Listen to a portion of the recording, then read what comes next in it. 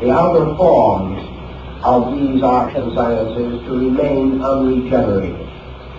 Thus, in the field of learning, alchemy is the regeneration of arts and sciences, not by reforming them, essentially, but by releasing through them the seed of truth which is locked in each one of them, to make the seed grow, to accomplish the mysterious multiplication from the mango seed, like the fabled legend of Indian magic, was the problem of alchemy. Now, in the transmutation of metals, another important point was brought out, and that is that the outer bodies of the metals are irreconcilable.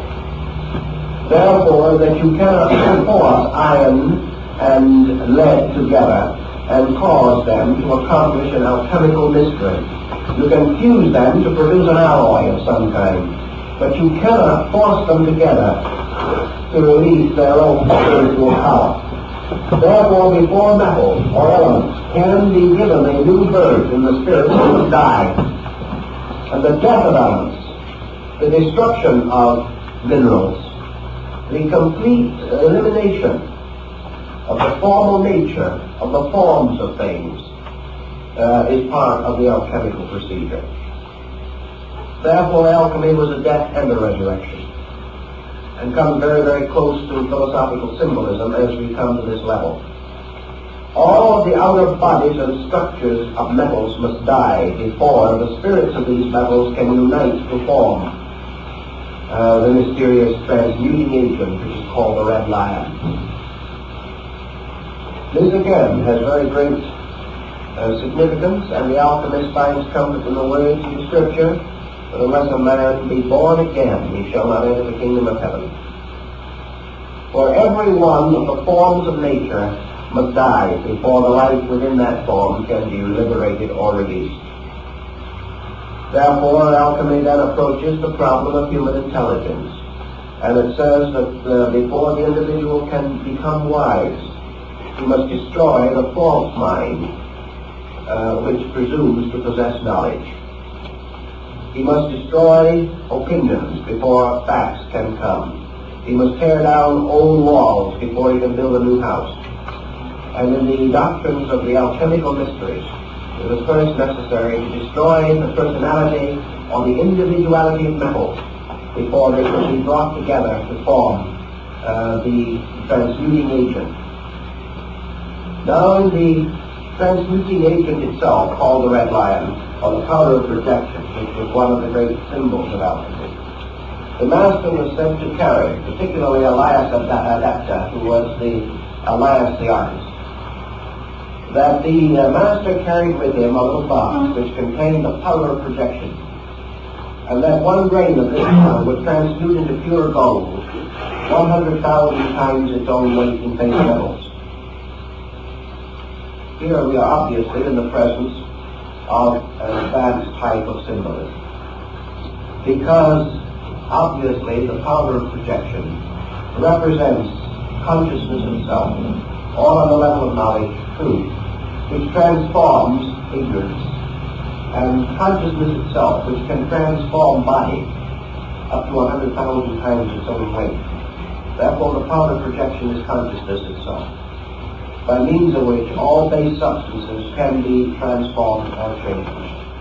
The red lion is the symbol in alchemy of illumination, the mysterious enlightenment from within, which is the rebirth of the soul of the metals. This illumination, according to alchemy, was achieved through the blending of 7 arts and sciences, which were the 7 sacred arts and sciences of the ancients. Thus we proceed in symbolism a little way. We don't want to go too far now because we have to examine these things in greater detail. So we then consider the creation of the universal medicine, which was the work of the Illuminists. Now, how is this universal medicine to be found? The basis of this medicine goes back into a very ancient symbolism, and that is the production of the spirits of metals and the spirit of gold, which can be captured in wine. Theophrastus Paracelsus explained that in certain parts of Switzerland where there was gold in the soil. Grapevines, sending their tendrils and roots into the earth, gathered up this gold of all forms of vegetation. The grape is the one which has the greatest affinity to gold. And that is in areas where gold is in the soil. The dead vines of grapes are burned, and the ashes of these, from this burning, are washed. Gold will be found in them. Now, if you study this symbolism a little further, you will begin to recognize the peculiar use of the grape, of the wine, of the Eucharist, and of the mysterious symbols of the early Christian church. The gold, which is gathered for the grape, is the symbol of mystical ecstasy, or the mystical experience in man. For this experience gathers the available consciousness. And you remember that the Christos, or the symbol of the illuminator and the initiator, refers to himself by saying, I am the vine. This mysterious vine of life, the grape, the symbol of the Dionysian Eucharist, and later brought into the church, is therefore closely associated, as with the Grail, with illumination. The universal medicine is the mystical experience arising within the individual. It is the basis of the healing of himself and of all nations, and the bringing about of the power of the healing of all sickness. For sickness is healed by the mystery of grace. And in alchemy, the grape and the grace are identical in meaning. So we have here a heavy mystical overtone, overshadowing the physical or alchemical symbolism as we generally accept it.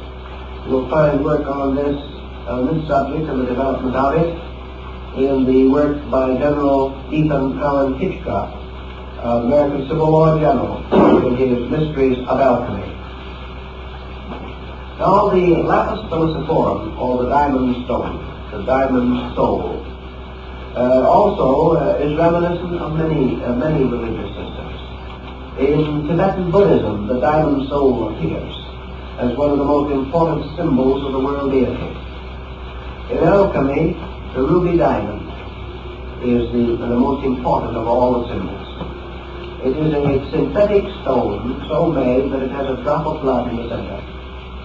I have seen in Europe 2 or 3 ruby diamonds made by art and nature, by alchemical transmutation.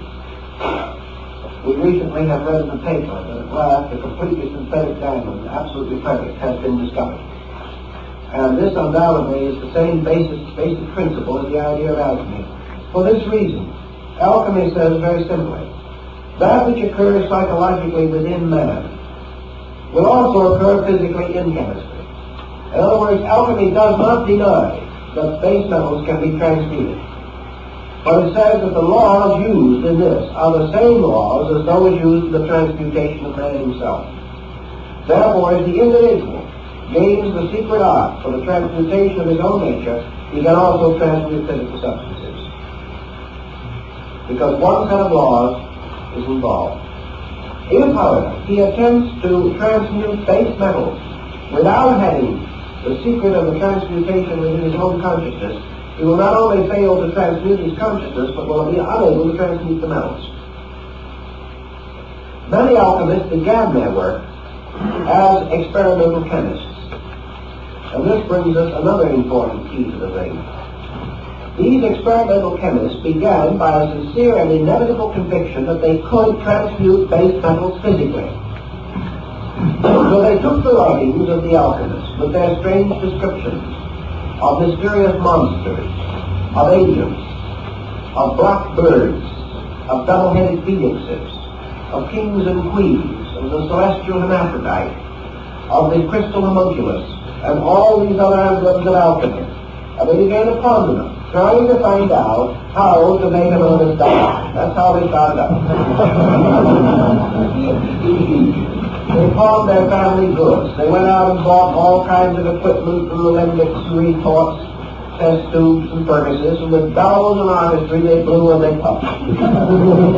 Like Titus and Miranda, who spent many years working on this subject, but did not arrive, or Eugenius Delites, who finally was killed by an experiment in his own laboratory.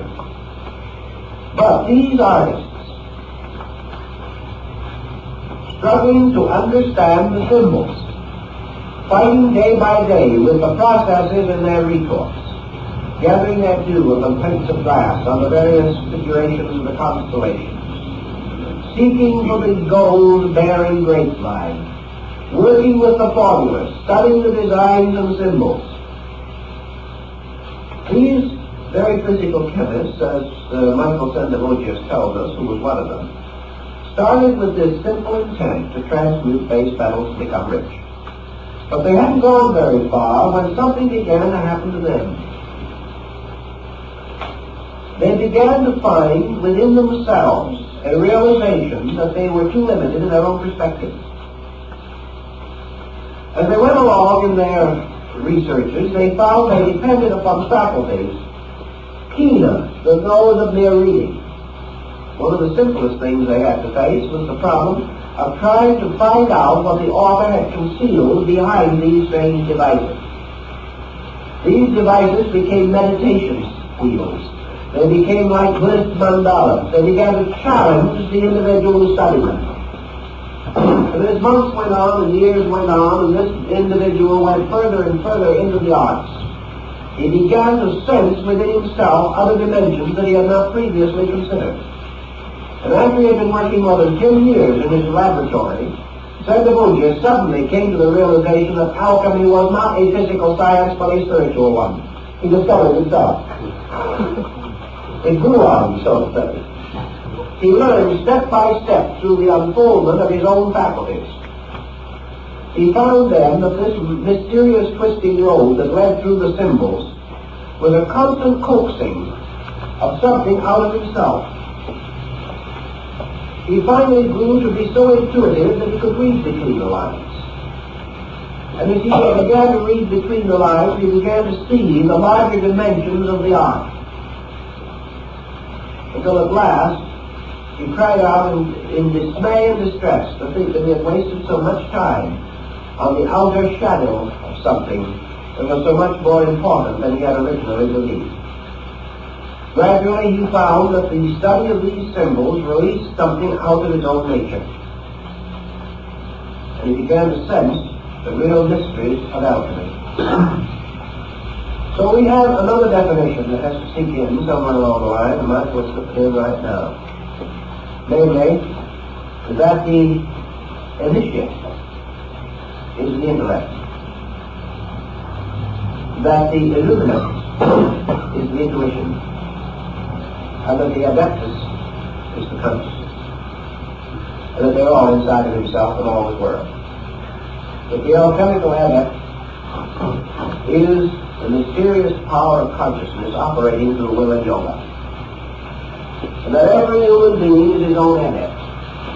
And that Elias Artista, the master of the adepts, who appears and disappears without leaving trace, coming when he is most needed, disappearing no one knows where, represents these flashes of consciousness by which the individual suddenly and briefly senses his own internal.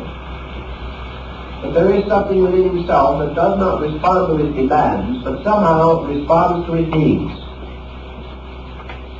Elias the artist is his own consciousness.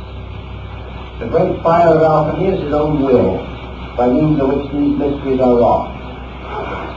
The illuminant is his own psychic nature, particularly his intuitional and inspirational part.